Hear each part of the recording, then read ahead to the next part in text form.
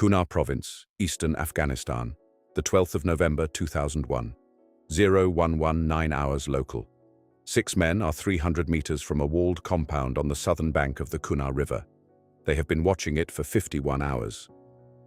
The compound is a former agricultural storage facility, now used as the communications coordination hub for a Taliban command network that has survived intact through 5 weeks of American airstrikes. The CIA station in Islamabad has had a file on this facility and the man who runs it since early September. The file is 87 pages long. It contains analysis from 11 separate intelligence streams, 4 human sources, and 2 technical collection systems. 6 weeks of work from a station that has been working this problem since before the first aircraft crossed into Afghan airspace. Tonight, as 6 men from D Squadron 22 SAS are going to take the compound in approximately 9 minutes. They have been in country for 11 days. The question of what American intelligence looked like in Afghanistan before the first Special Forces team crossed the border is inseparable from the question of what it took to build.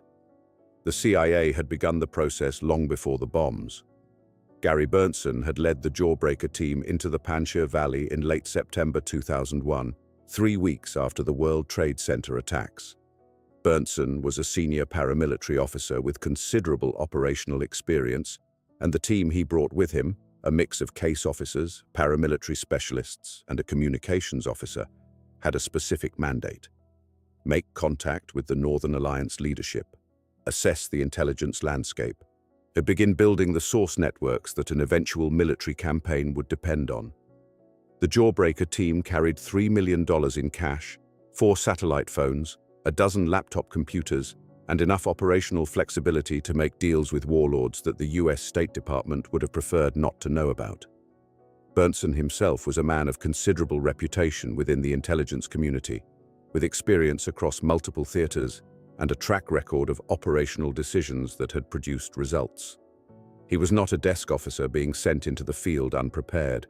He was a seasoned intelligence professional with authority to act independently in a rapidly evolving situation. What they also brought was a methodology. The CIA's approach to foreign intelligence collection is fundamentally relationship-based. You meet the right people, you build trust over time, you develop sources who can provide access to the people or places or communications you actually need. The process works. It is also slow. A source who could provide meaningful access to a Taliban command network needed to be recruited, assessed, tested, and handled before his reporting could be acted on. That process, in an environment as fractured and dangerous as Afghanistan in October 2001, routinely took months. In some cases, it took years.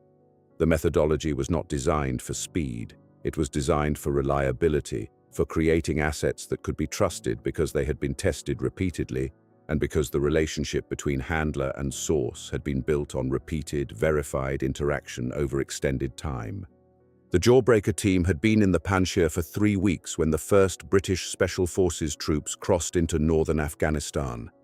They had already identified a number of priority intelligence targets and were beginning the source development work that would eventually give those targets human-sourced context.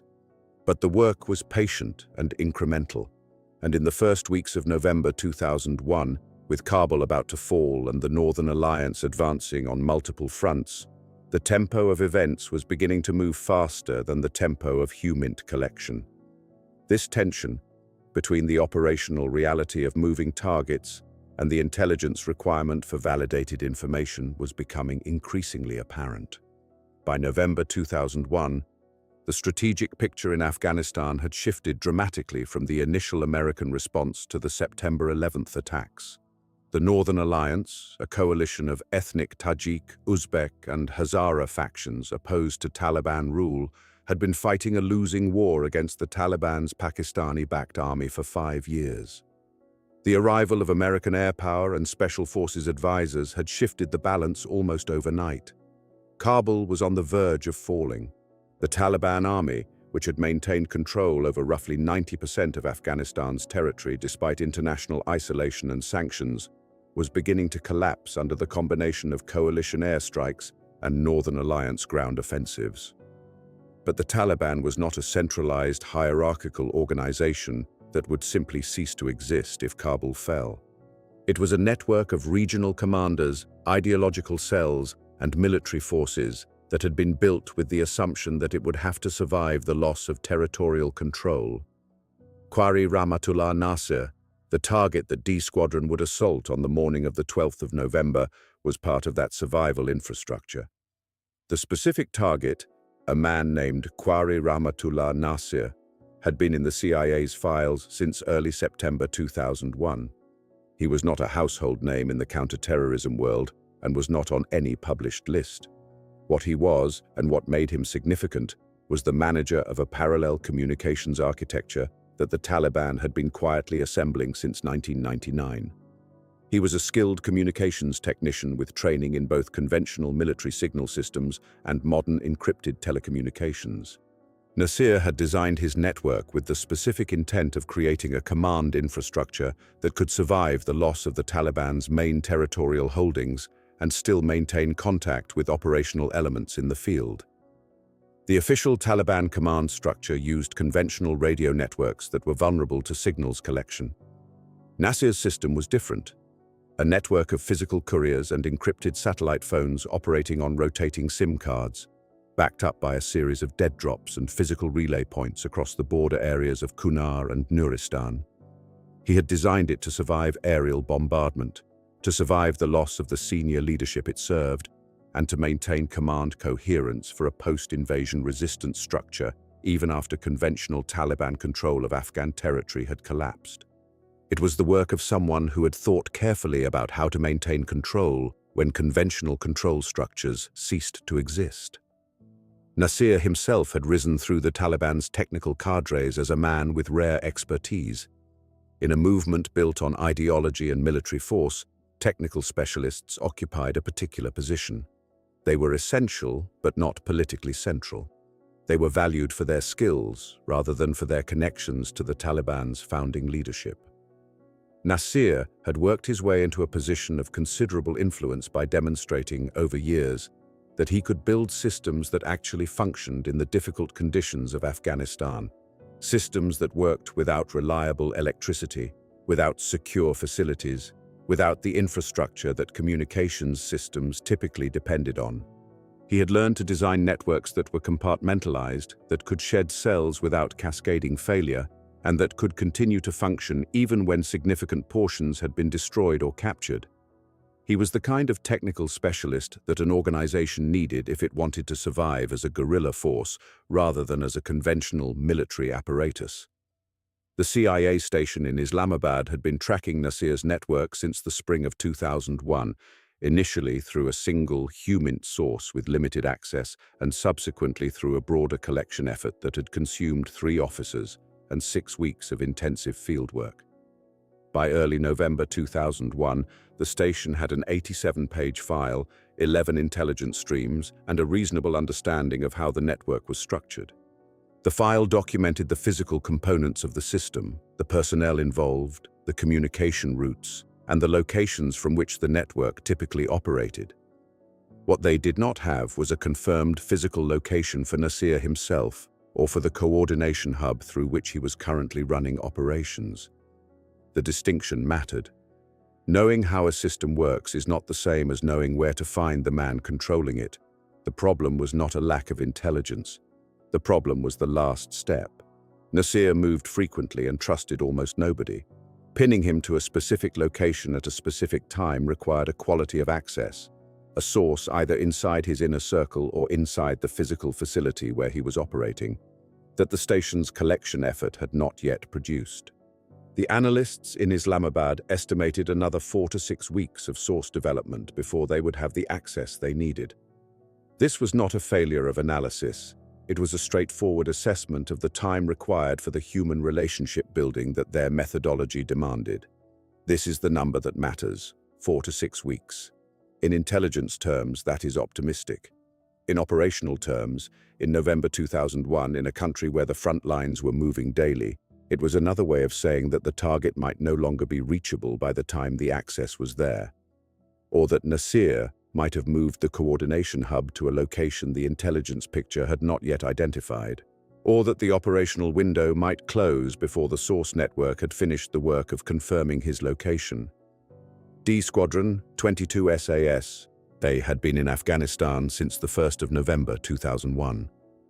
They had deployed as part of Task Force SWORD, the US Special Operations Command element responsible for direct action missions against high-value targets during the early phase of Operation Enduring Freedom. The relationship between Task Force SWORD's American component and the British squadron attached to it had been worked out at the command level in the weeks before deployment, and had produced a document that described the integration in terms of combined direct action capability, which was the official way of saying that the SAS would be available for missions that the American component identified as priority targets, provided the tasking was cleared through both the British chain and the Task Force command. In practice, the relationship was more complicated. The American component of Task Force SWORD was primarily drawn from the 1st Special Forces Operational Detachment Delta, and Delta had a specific and well-developed methodology for direct action operations.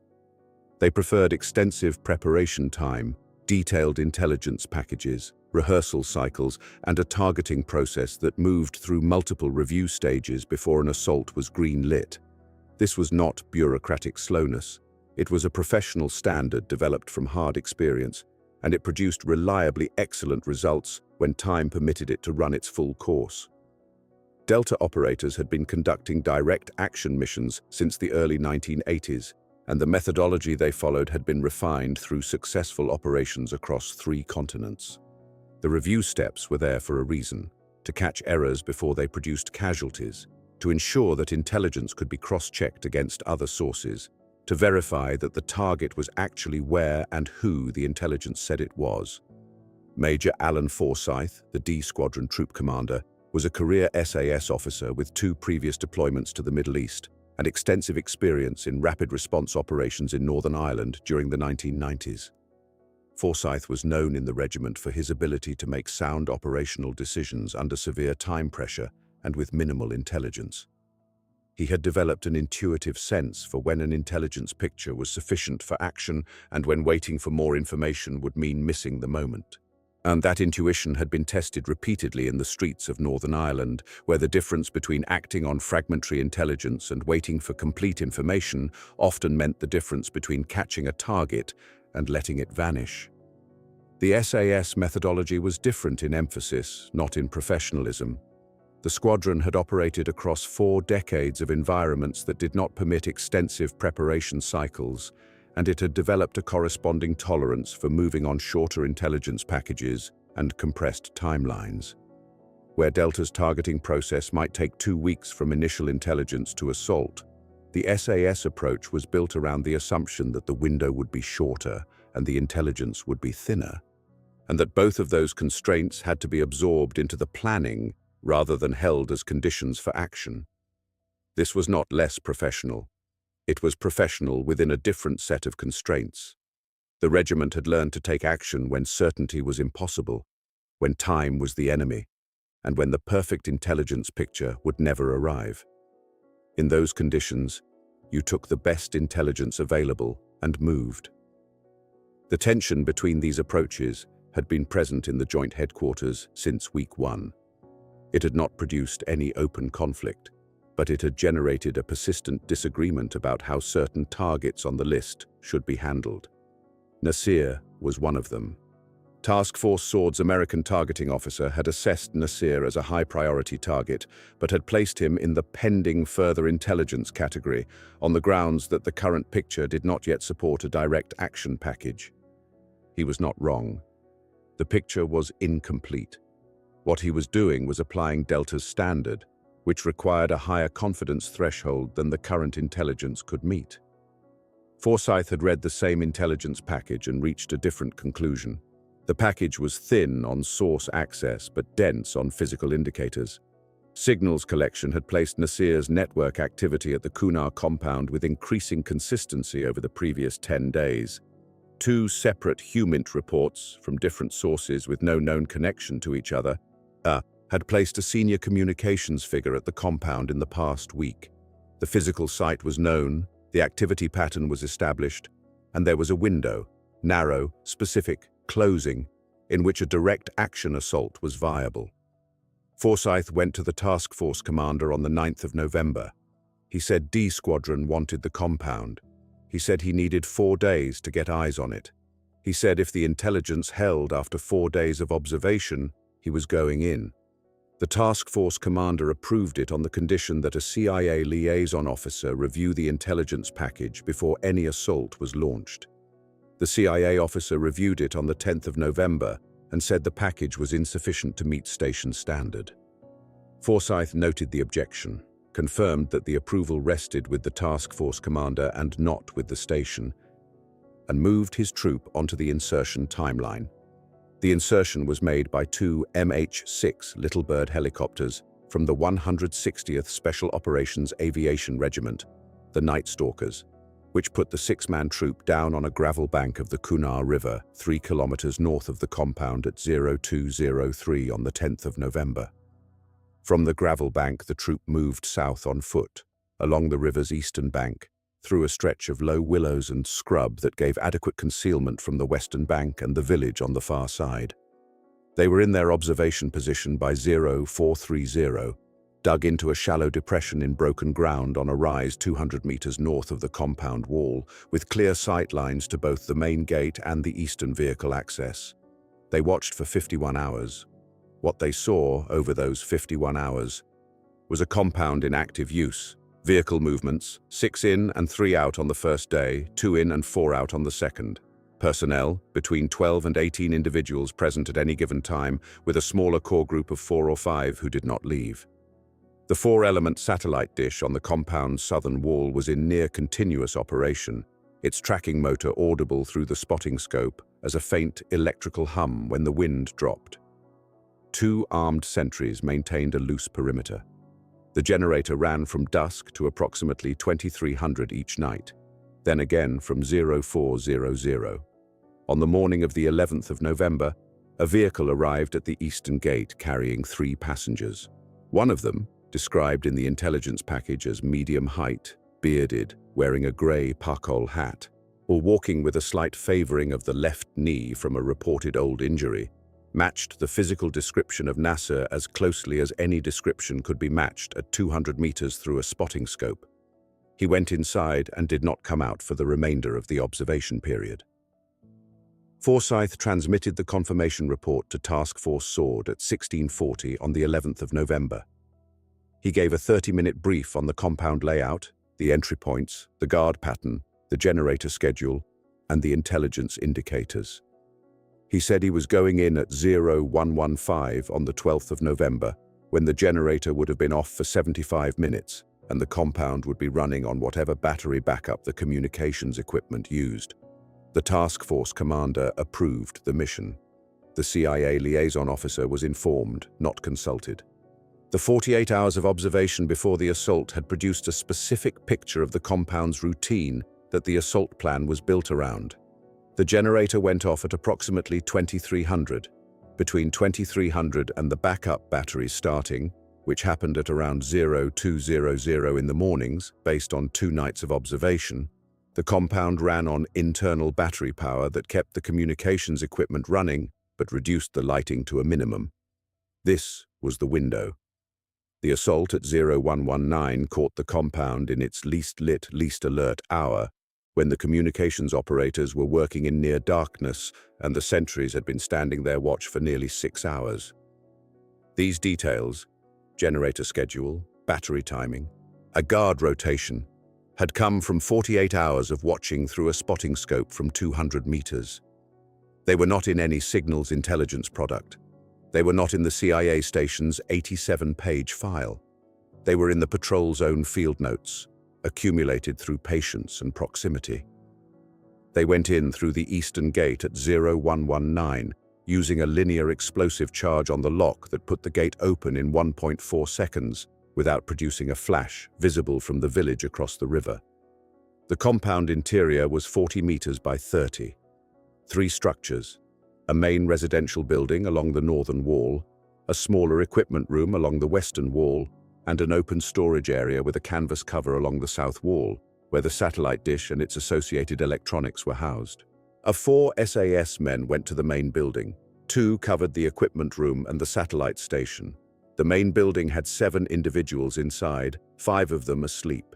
Nasir was not among them. The men in the main building were assessed as communications operators and security staff. They were secured without casualties and moved to the open storage area. The man with the slight limp and the grey pakol hat was in the equipment room. He was awake, at a laptop, when the door came in. He was secured in approximately 11 seconds. He did not attempt resistance and did not attempt to destroy the equipment. The laptop was running. 2 satellite phones were on the desk beside it, both showing recent outgoing call activity. The entire compound was cleared in 8 minutes and 40 seconds. No casualties on either side.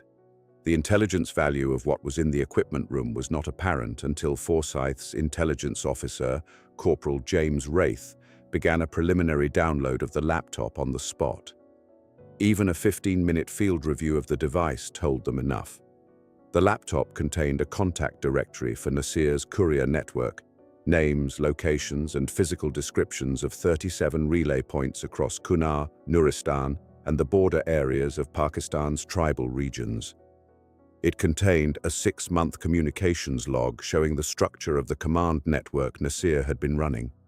And it contained, in a folder marked with a Pashto word that Wraith's interpreter translated as reserves, a list of 6 secondary coordination hubs that the CIA station had not previously identified. Forsyth photographed the laptop screen on a compact camera and transmitted the images to Task Force Sword before extraction. The troop left the compound at 0210. The little birds picked them up from the riverbank at 0228.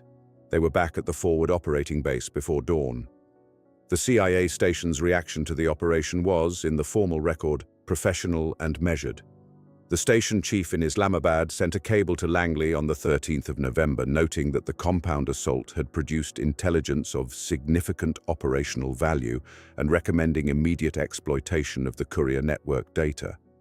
What the cable did not say, but what several people involved in the subsequent investigation into how the mission had been approved said privately, was that the station had been making the case for another 4 to 6 weeks of source development on a target that had just been neutralized in 11 days by a 6-man team that had been in country for less than a fortnight.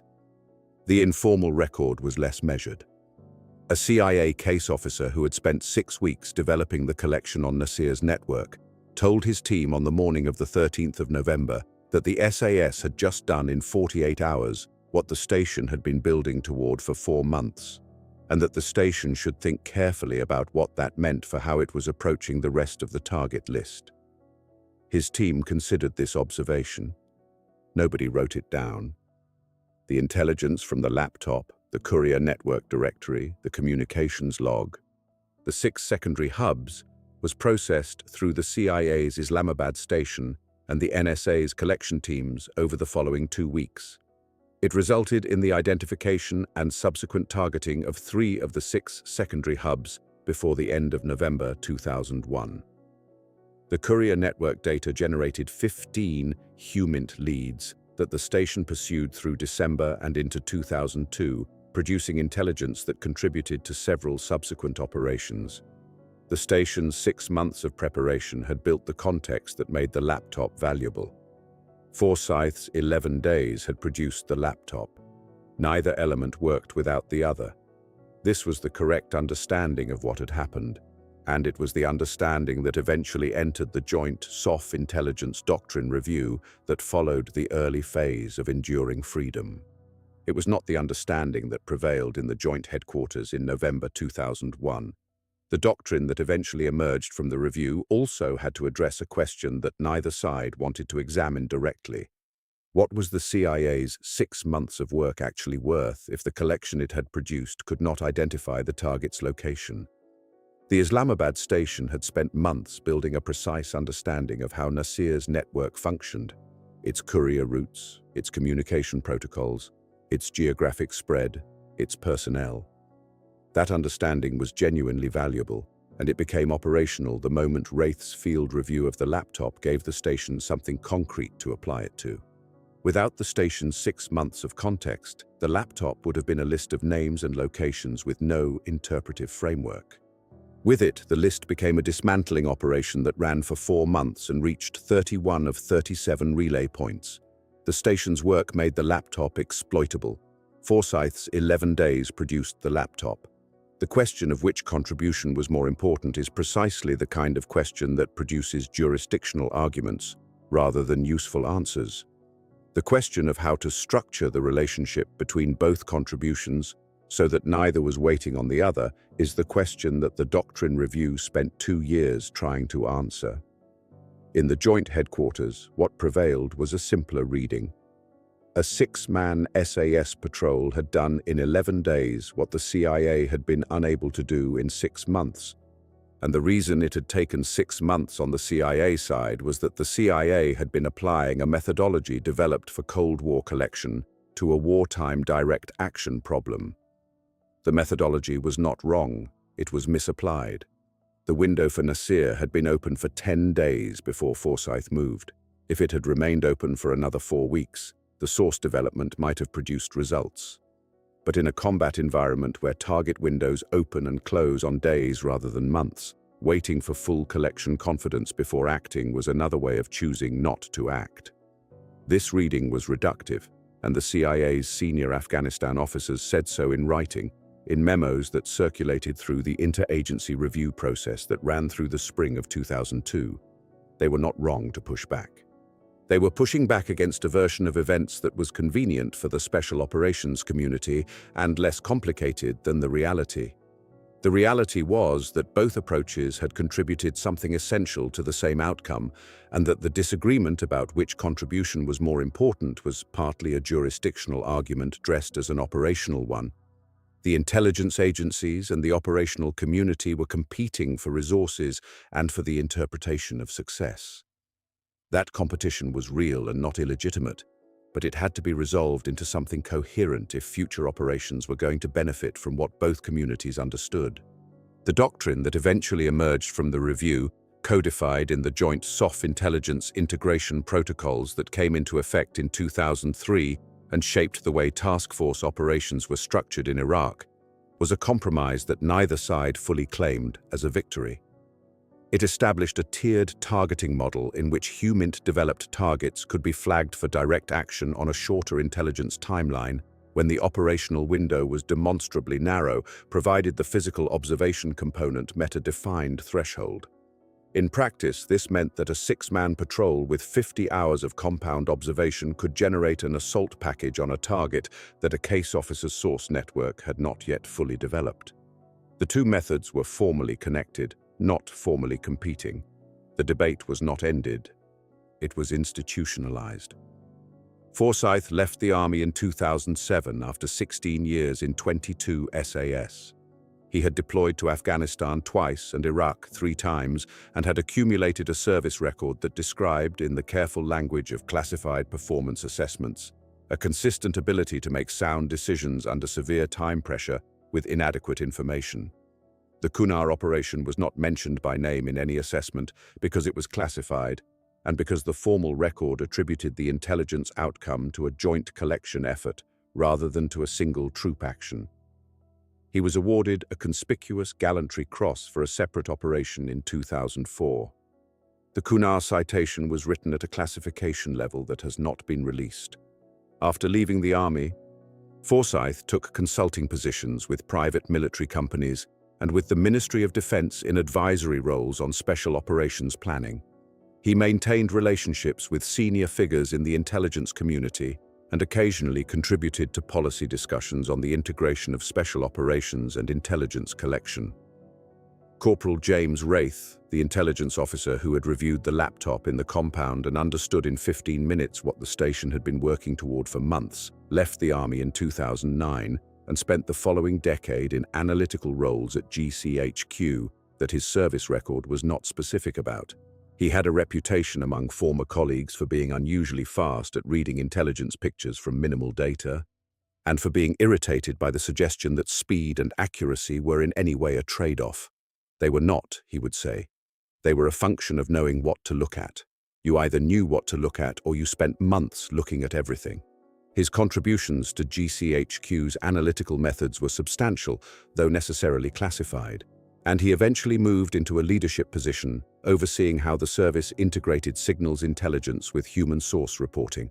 The CIA case officer who had told his team on the morning of the 13th of November that the station should think carefully about what the operation meant, left the CIA in 2006 and published a book about the early phase of the Afghanistan campaign in 2011. The book described the jawbreaker period in considerable detail and discussed the tension between the collection methodology and the operational tempo. It did not name Forsyth or Wraith or the Kunar compound. It described the broader pattern it represented as the central operational question of the campaign, unresolved then and unresolved now. He was not wrong. The laptop was processed through the CIA's technical collection teams at Bagram Air Base. The hard drive was imaged, the files were extracted and translated, and the courier network data was incorporated into the targeting database.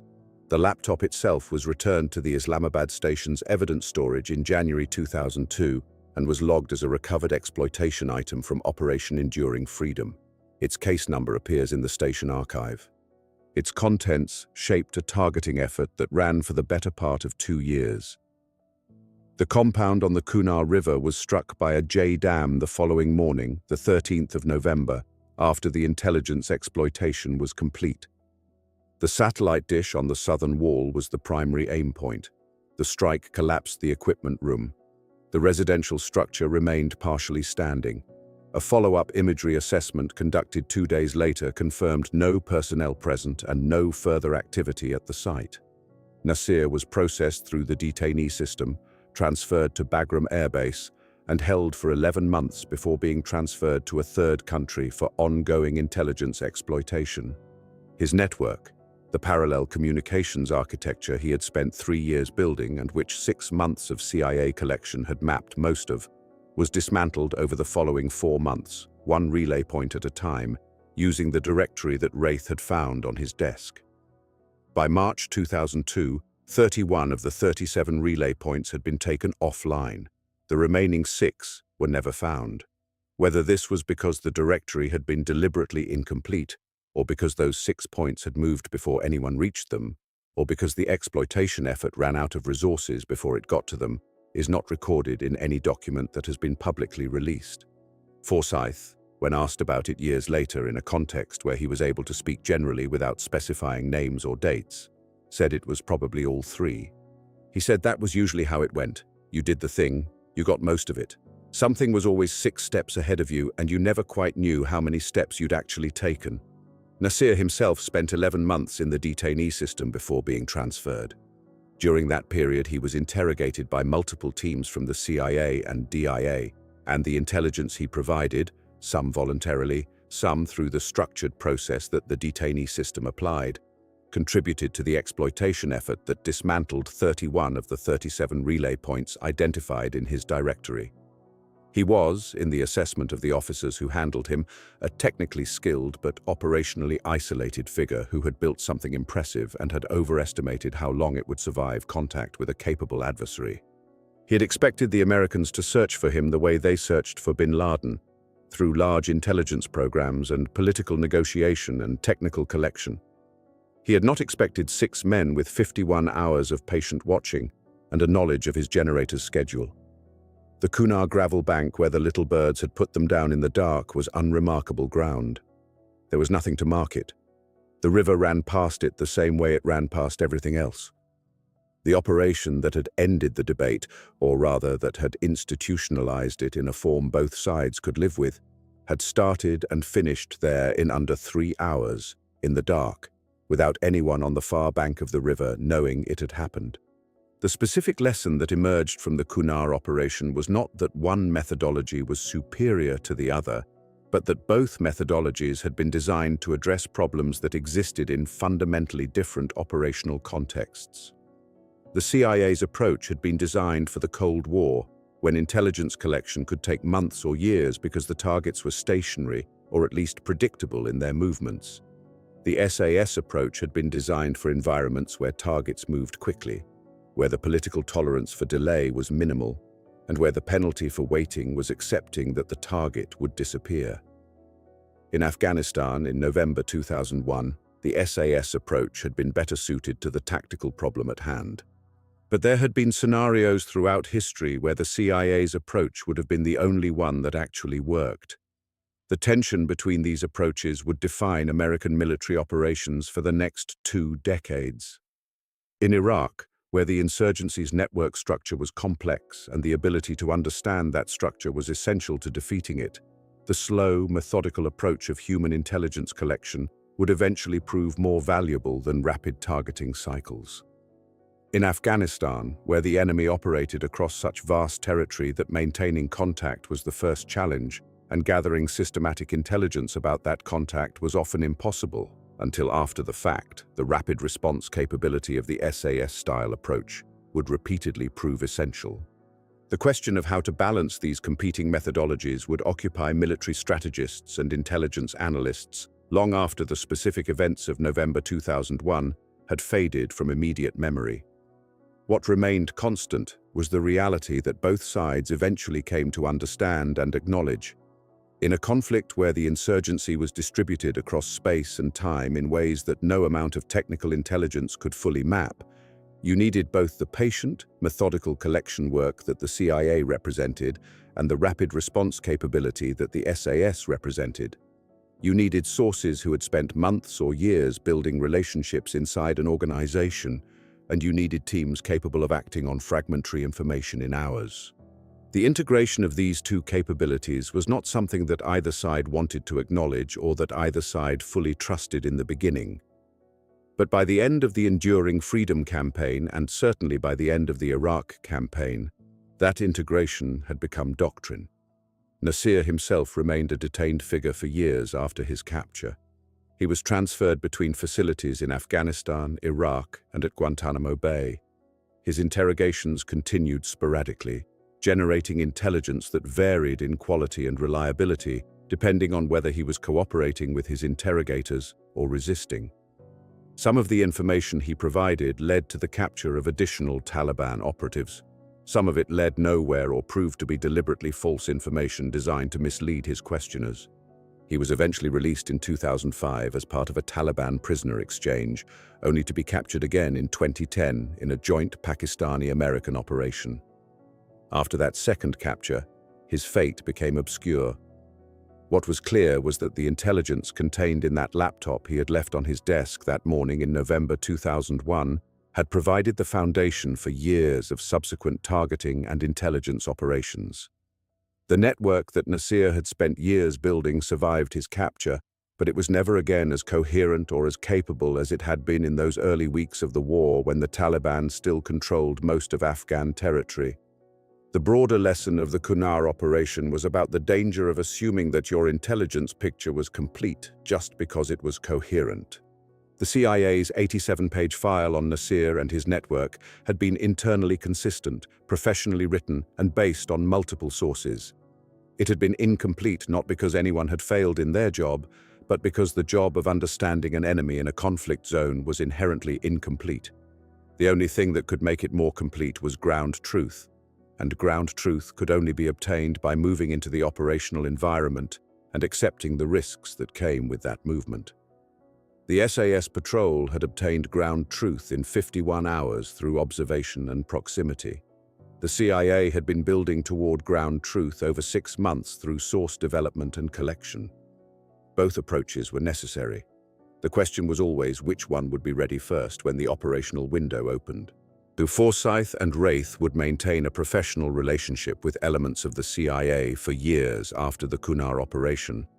The intelligence community that had been divided over the right approach to targeting Nasir eventually came to understand that the disagreement had not been about competence or professionalism, but about fundamentally different understandings of how risk should be managed in a military operation. Both understandings were correct. Both had produced results. The fact that they had occasionally pointed in different directions did not make one right and the other wrong. It made them different ways of understanding an inherently uncertain operating environment. The Kunar operation became a touchstone in how American and British Special Operations Forces would work together in subsequent campaigns. The principle that emerged was that when a narrow operational window was demonstrably closing and a field commander with good intelligence had the capability to act, that field commander should have the authority to make the decision to move, provided the intelligence met a defined threshold of reliability. This principle was not universally accepted in military circles, and it remained a source of occasional tension between commanders who wanted to move fast and intelligence officers who wanted more time for verification. But it became embedded in the joint doctrine that governed how American and British special operations would be conducted in Iraq and Afghanistan. The broader lesson of the Kunar operation extended beyond the specific question of whether the CIA's 6-month approach or the SAS's 11-day approach was superior. What the operation demonstrated was that both approaches had value, but that they operated according to different timescales. In a conflict where the enemy was moving quickly, where operational windows were measured in days or hours, the approach that had been designed for slower-moving targets was not sufficient. But the approach that had been designed for fast-moving targets was also not sufficient on its own, because it did not provide the depth of understanding that came from months of patient source development. The integration of these two approaches, rather than the triumph of one over the other, was what eventually proved effective. The Kunar gravel bank where the operation had taken place remained unremarkable in the decades that followed. The river continued to flow past it, indifferent to the significance that the place had briefly held. The compound where Nasir had been captured was eventually destroyed in subsequent airstrikes, reducing it to rubble that was then buried under years of accumulated debris and displacement. By the time the American military eventually withdrew from Afghanistan in 2021, there was nothing visible on the ground to indicate that something significant had occurred at that location in the early days of Operation Enduring Freedom.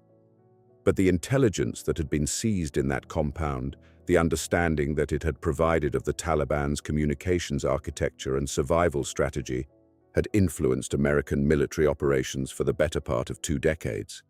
The knowledge that the Taliban had built systems designed to survive the loss of territorial control had shaped American strategy in ways that extended far beyond the specific targeting of Nasir's network.